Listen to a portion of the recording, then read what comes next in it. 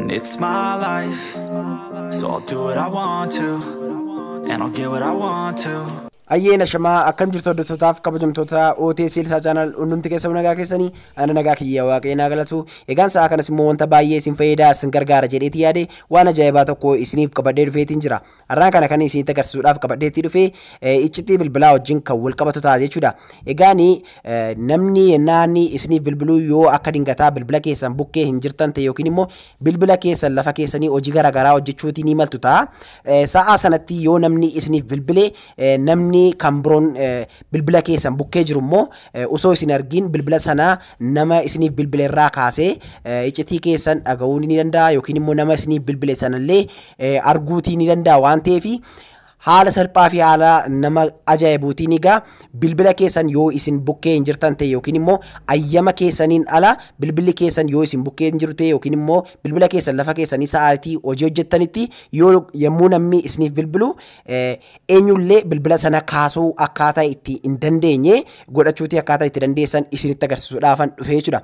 Kanaaf egaa ofiima keessaniiti kan isin paaspoortii itti godhattanii saniin booda namni yommuu isiniif bilbilu yoo bilbila keessan bukkee hin jirtan ta'e namni paaspoortii sana hin beeku waan ta'eef nama isiniif bilbile sanallee arguutii hin danda'u akkasumas immoo irraa kaasee illee nama sana duukaa haasa'uu hin danda'u kanaaf ayyama keessaniin ala yoo namni isiniif bilbile eenyullee namarraa kaasuutii hin danda'u jechuudha hordoftoota kanaaf wanta baay'ee tokko isin fayyadudha kana qofaallee miti appilikeeshinii bilbila keessan irraa qabdan illee haala bareedaa ta'eetiin kan cuccufuutii dandeessan yookiin immoo iccitii garaagaraa innaa gaalarii keessan faayil manaajarii keessan keessaa qabdanti dhokfachuu karaa itti dandeessan illee wal faanaan isinitti agarsiisa kanaaf wantoota baay'eedha kan isinitti agarsiisuudhaaf qabadeetti dhufe garuu iddooma tokkotti jechuudha kan isin wanta hunda isaa argachuutii dandeessanii kanaaf hanga xumuraatti sirriitti na hordofaan isiniin jedha piliis hundumti keessanii immoo viidiyoo kana sa'a kana laayik gochuudhaan jajjabeessaan isiniin jedha hordoftoota amma ni eegalla jechuudha egaan jalqaba irratti appilikeeshinii wayiitu jira jechuudha kan kana isiniif gochuutii danda'u maqaan appilikeeshinii kanaas immoo Couchgram kan jedhamu kunoo iskiriin irraa isa argaati jirtan kanadha jechuudha maqaan isaa appilikeeshinii kana Play Store keessatti hin argattanii barbaadeetiin dhabe jechuudha originaalli isaa hin jiru Play Store keessa kanaafan bifa kanaatiin isinitti dhufe jechuudha. Egaan appilikeeshinii kana liinkii isaa viidiyoo jala isiniif kaa'ee waan jiruuf salphaatti achi jalaatii fudhatanii daawunloodii godhachuu ni danda'ama jechuudha. Jalqabaaf appilikeeshinii kana innaa isin bantanii bifa kanaatiin jechuudha kan inni isiniif banu maqaan appilikeeshinii kana akkuma sila isinitti hime kunoo iddoo kanarratti illee ilaaluutii ni dandeessu Couchgram kan jedhamu jechuudha. Couchgram kana egaa bifa kanaatiin erginni isiniif bane kunoo iddoo kanarratti akkuma argaati jirtanii incoming call log kan jettu jirti jechuudha. Kun maal agarsiisa namni yennaa gara keessanitti bilbilu lookii yookiin immoo paatarnii yookiin immoo paaspoortii kan mataa keessanitti gootanii kan ittiin qulfii mataa keessanitti godhachuutii dandeessanii waan ta'eef kunoo iddoo kanarratti on gootu jechuudha. Ishee kana cuqaasuudhaan ishee kanarra al tokkootiif ni tuqxu saniin booda bifa kanaatiin gara kanaatti isin ergaa achi booda kunoo akka mataa keessaniif akka isiniif toletti cufachuu ni dandeessu yookiin immoo paatarnii garaagaraa piinii garaagaraa itti godhachuu ni danda'ama jechuudha. Kanaaf egaa kunoo as keessaa jalqaba irratti paatarnii moodii kan jedhu ni jira lammaffaa kanarratti immoo digit lock mode kan jettu ni jira inni kan biraan immoo sadaffaa irratti kan argamu 4 digit lock mode kan jedhu ni jira jechuudha. Kanaaf bifa isinitti toleetiin cufachuu ni dandeessu fakkeenyaaf paatarniin cufuutti yoo barbaadanii kunoo al tokkooti paatarnii lock mode kanarra innaa isin tokkoof seentanii kunoo kana isin gaafata achi booda okay ni jettu jechuudha. Achi booda kunoo bifa kanaatiin jechuudha. Kunoo ammas paatarnii bifa barbaadanii ni galchitu jechuudha. Kanatti yoo isin dogoggortan qayyee bifa kanaatiin diimaa isinitti ibsa kunoo paatarnii sana lama irra deebi'uun ni galchitu sanii booda kunoo setting saved jedhaati jira.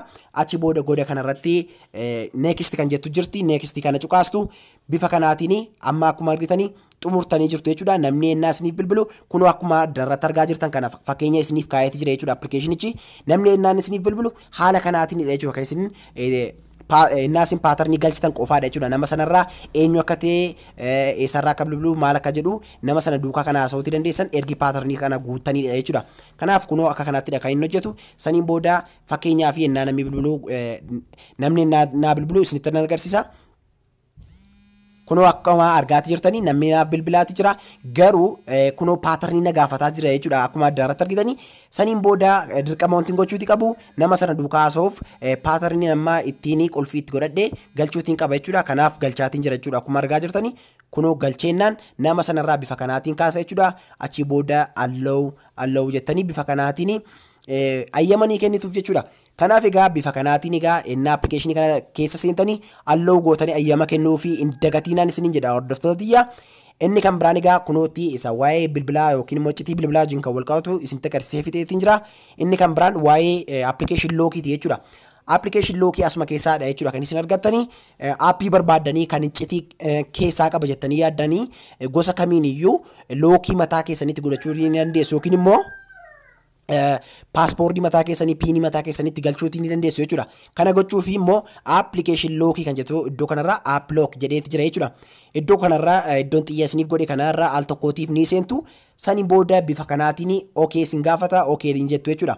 Achi booda kunoo paatarnii kan mataa keessanii galchuutii ni dandeessu jechuudha. Si'a lamarra deebi'uudhaan ni galchitu saniin booda okay ni jettu jechuudha dhumarratti okay akkasin jettaniin iddoo kanarratti gaa application barbaaddanitti lookii unlookii godhachuu ni dandeessu amma akkuma agartanii protect jedha goda kanarratti yoo agartu ta'e protect naan jedhaati jira achi booda kunoo protect kan jedhu kan naan cuqaasu gara kanarratti naa fida application bilbila keessanirraa qabdanii hundasaayyuu haala kanaatiin isiniif fide jechuudha. Achi booda kunoo application barbaadanii iddoo kanarra cuqaasuudhaan lookii itti godhachuutii ni dandeessu jechuudha yookiin immoo qulfii kan mataa keessanii itti godhachuu ni dandeessu jechuudha. Amma furtuu kan mataa keessanii itti godhachaa jirtu bifa kanaatiin achi booda gaa bifa kanaatiin ergi itti godhattanii furtuu kan mataa keessanii malee namni banuutii ni danda'u jechuudha. Kanaaf bifa kanaatiin kan isin itti fayyadamuutii dandeessanii waan baay'ee tokko namatti toludha jechuudha. Inni kan biraan ammallee siitingii kan biroo namatti tolullee ni qaba jechuudha application kuni. Inni kan biraan kunoo incoming call wallpaper kan jettu jirti jechuudha iddoo kanarratti xiyya iddoon itti godhe kanarra jechuudha. Saniin booda kanarra innaa seentanii kunoo akka kanatti sin gaafata. Allow jettanii ayyamanii kennituufi saniin booda yoo intarneetii qabdu ta'e intarneetii irraan irra kaachuu ni dandeessu yoo hin qabdan ta'e illee council jettanii jechuudha gara booda deebuudhaan iddoo kanarratti album kan jettu jirti waan ta'eef kana cuqaasuudhaan wanti sin gootanii bilbila keessanirraa wallpaperii garaagaraa yookiin immoo suuraa keessan kan mataa keessanirra illee kaachuu ni dandeessu namni ennaa gara keessanitti bilbilu suuraa irra siniif ta'a saniin booda suuraa masanaa irra kaa'attu jechuudha. Bifa kanaatiin iddoo kanarratti apply jechuudha kan isin irra kaa'atanii goda kanarratti apply kan jettu jirti saniin booda kunoo successful isiniin jedha jechuudha. Amma bifa kanaatiin setting application kana wanta hundasaa haala kanaatiin sirreeffattanii ni xumurtu jechuudha hordoftoota tiyya. Kanaaf baay'ee tokko waan namatti tolu wantoota hedduudha jechuudha kan inni of keessaatii qabu. Egaan bifa kanaatiin egaa iccitii bilbila keessan irra jiru wantoota lamaan kana eeggachuutiin dandeessu application wajjin kan wal qabatu akkasumas illee rakkoo bilbila yennaa namni gara keessanitti bilbiluu wajjin kan wal qabatu haala kanaatiin sirreeffatu jechuudha hordoftoota tiyya. Kanaaf guyyaa irraa kana isa kanadha kan isiniif qabadhee itti dhufe. Please like, subscribe, share gochuu hin dagatinaan isiniin jedha. Waan viidiyoo kana daawwattaniif galatoomaa isiniin jecha sa'a muraasa booda immoo viidiyoo ajaa'ibaa kan biraa isiniif qabadhee itti dhufa. Ammas nagaan naaf tura. Ciao.